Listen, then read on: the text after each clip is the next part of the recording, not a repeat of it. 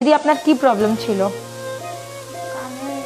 কান থেকে রস হতো, ফুটো।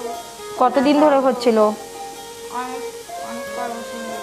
আচ্ছা 7-8 আচ্ছা, তো আমরা তো আপনার কানের মধ্যে ক্যামেরা দিয়ে দেখলাম যে আপনার কানের পর্দায় ছিদ্র আছে। তো আজকে আমরা এই কানের অপারেশন করছি।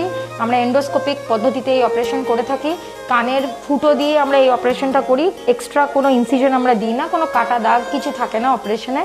এবং এই একদম পেনলেস সার্জারি, আপনি একটুও বুঝতে পারবেন না। হ্যাঁ, আজকে আমরা ক্যামেরা দিয়ে আপনার অপারেশন করে দেবো এবং আমরা লোকাল অ্যানেস্থেজিয়াই করি, মানে জাস্ট অবশ করে, আমরা কানটা অবশ করে এই অপারেশনটা করে থাকি, পুরো অজ্ঞান করেও করতে হয় না। তো খুব একটা ভালো পদ্ধতিতে আমরা করছি এবং এই এত বড় সমস্যাটা খুবই ভালোভাবে সমাধান হয়ে যাচ্ছে।